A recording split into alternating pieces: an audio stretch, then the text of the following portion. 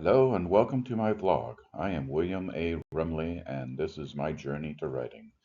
Stay tuned and enjoy this once a week vlog. Hello and welcome to the vlog. And this week I have two things for you. I'm going to do a walking vlog. You'll see that in a minute. And then after that, we'll be dealing with the character archetype of the hero. And of course, at the end, updates. Have fun.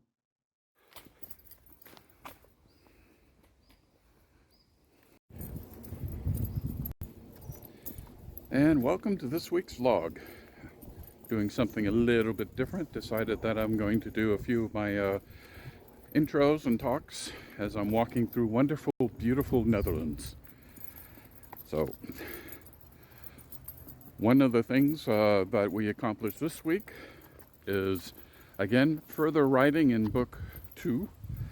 The good, the bad, and the exciting. So, let's start with the good. As I'm rewriting with the feedback of my beta reader, I am rewriting the whole scene from the point of view of the main character for that chapter. I'm getting the emotions, the feelings, how they see it, how they interpret it. It gives the chapter a different feeling completely.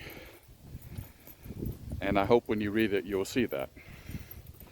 The bad part is that I noticed that some of the chapter or some of the scenes, which I thought was good, actually had to be deleted and had to be rewritten from scratch.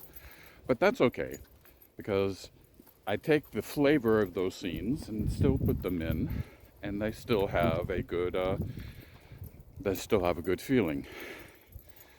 The thrill, oh my goodness, the thrill as I stop and I go back and I reread everything I've done, and I get so excited for what this book's going to look like. You guys are going to be loving it, I hope. Well, I'm doing my best for you anyway. One of the biggest challenges this week was chapter 17. In my book, I had stuff busy for Rick and Billy, but Albert and Everett and everybody else stayed behind. But they had something to do too. And we had to, sorry, little break, had to climb a hill, but we made it to the top. Okay, so I was talking about chapter 17. In this chapter, when I wrote it, the chapter itself is amazing. It's fun, it's characteristic, but it's a different flavor than the rest of the book. And it's a complete story in and of itself. So I didn't want to delete it. I didn't know where to put it. It's important that it happened before the end of the book. So I sat down and thought, well, why don't I cut it into pieces? And instead of giving them chapter titles, I call them interludes. And at the end of each book section, we have interlude 1. Book 2 has interlude 2, and so on. And then in the 3 interludes, that story is told. And then, as I'm looking at it, it matches what we're doing in those different sections of the book. So I built that too. Put them in. And as I do the rewrite, I continue. And now I know, hey, there's an interlude coming up. I got to make sure that my action is coming to some sort of a temporary conclusion so that the reader can be ready for the interlude. Writing is an amazing thing. I hope if you're going to be a writer, you're learning something from what I'm doing. Stay tuned. Next, we'll complete the final of the character archetypes, the archetype of the hero. And hello. Last week in the character archetype series, we completed the shadow. And now this week, we're moving on to the last of the 9 character archetypes, the hero. And here we see the scene of a lone figure standing on the edge of a vast horizon. The sky is split between storms and the rising dawn, and the hero is silhouetted. Something in the stance is quite defiant, because that's the hero, the defiant one. Let us invoke the hero. Hero of thresholds and trembling beginnings, bear the first spark, child of the ordinary who dares the extraordinary. Step forward and let your breath steady, and let your name echo in the chambers of becoming. We call you now. So now we are to explore what is a hero. We've seen them all before. We've seen the guardian, we've seen the mentor, we've seen the trickster and the shadow and the and many more. But what is the hero? One thing is to be sure that the hero is not strength. The hero is choice. Across myth and legends, the hero is the one who hears the call and sometimes whispers, sometimes screams, but answers it all the same. Even when his instincts say, I'm going away. Nope.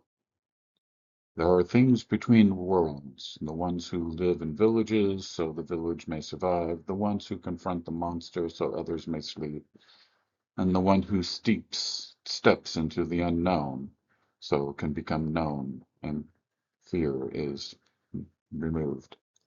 The hero is the force that insists it must be done, and if no one else would do it, I will. They are the mythic embodiment of courage and action, not feeling. At the center of the hero is fear. Not the absence of it, but its presence. The hero archetype is built from the trembling truth that they are not enough, they are not ready, they are not worthy. Their emotional core is the tension between self-doubt and responsibility. They carry the weight of expectation, the ache of loneliness, and the quiet hope that maybe, just maybe, they can rise to meet the moment. The hero's heart beats with the question, if I fail, who suffers? And that question becomes their compass. Here in this picture, we see the hero looking at himself in a little puddle of water, and yet the reflection he sees is not himself. That's because this is the mask. The outer mask the hero must wear is confidence and determination, a steady jaw, a forward stride. The world sees resolve, a figure who seems carved from greatness. Hero's outer mask is the performance of certainty, and yet in the reflection we can see inside. The inner mask, the doubt, exhaustion, fear of being exposed as ordinary.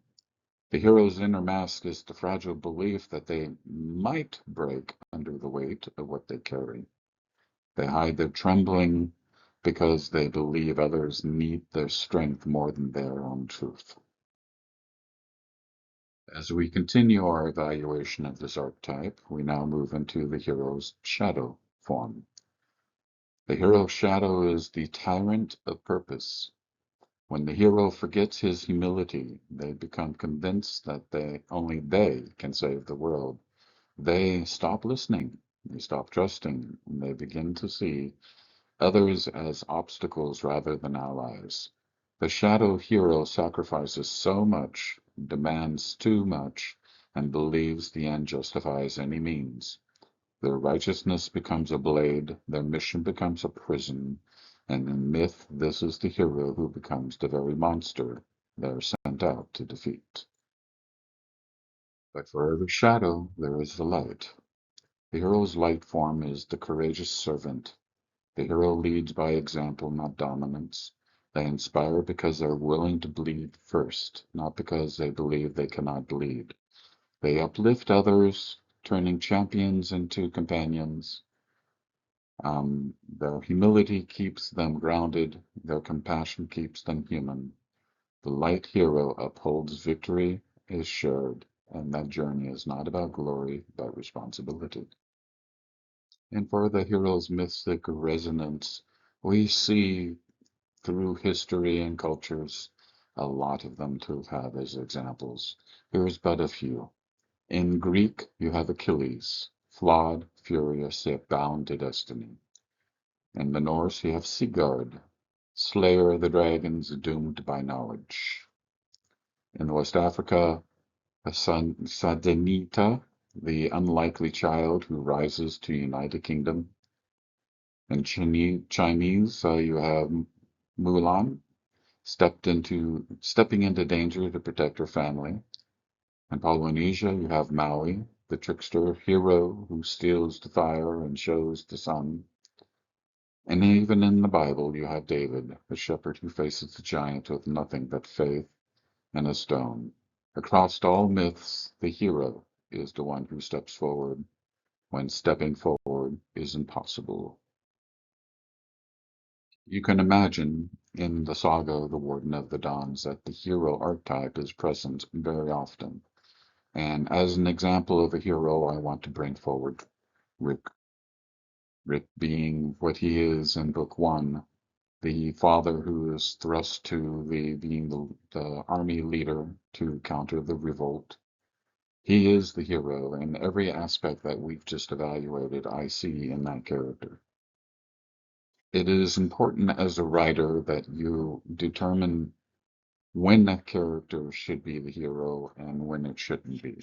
A very important thing to realize is that the character never sees it in themselves. The character never stands and says, I'm the hero. The character is told they're the hero by those around them if they need to hear it. But they have those qualities, they have those actions.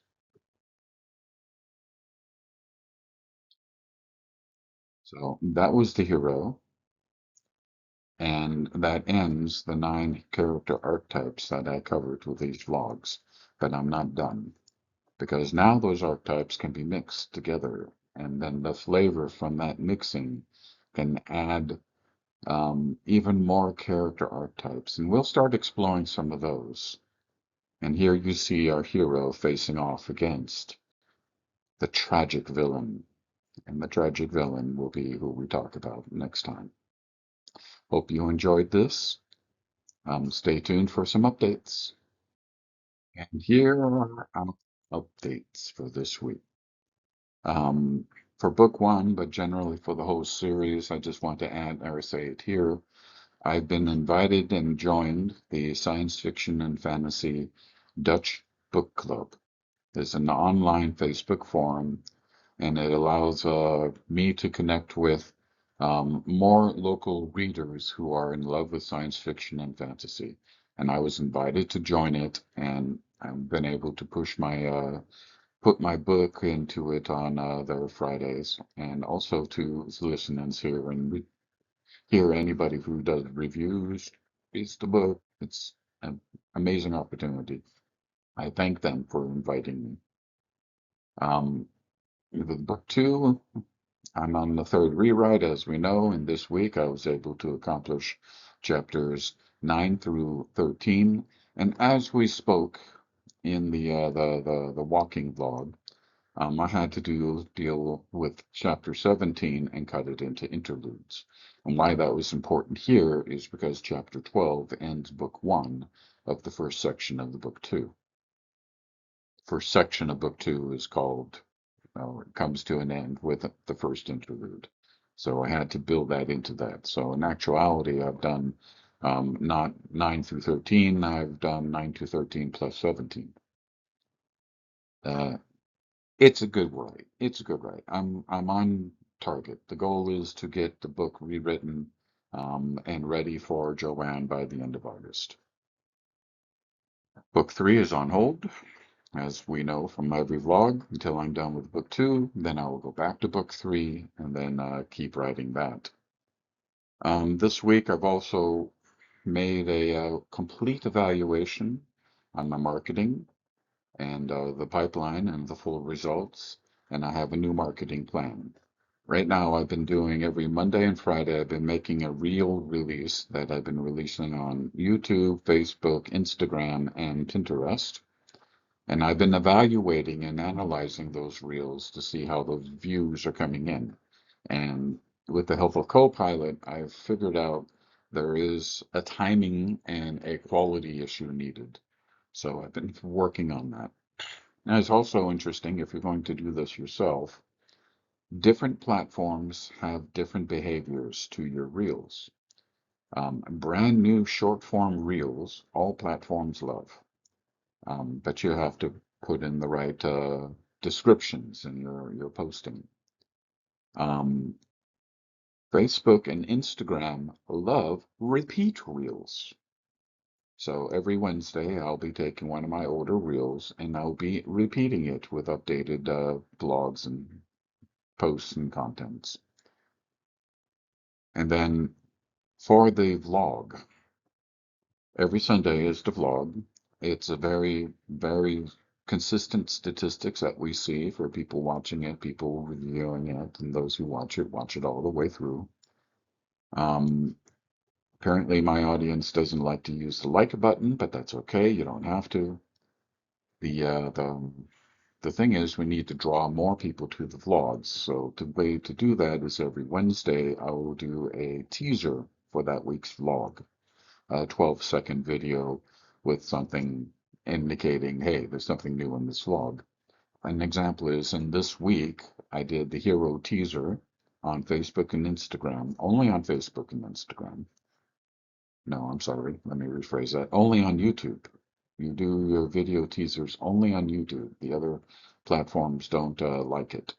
So on YouTube, I did my video teaser. And then on Sundays is when I'll publish my vlog. Generally, it's Saturday, Sunday, or Monday. It depends upon what my weekend looks like, what we're doing. I do my best to try to get a vlog out every week, unless I'm away, and then you have to wait until I'm back.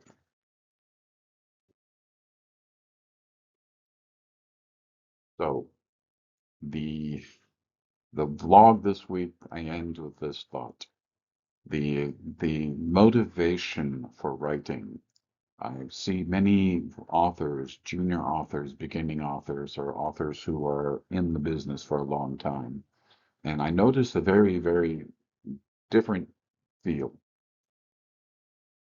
You're not going to make money from writing. You're not.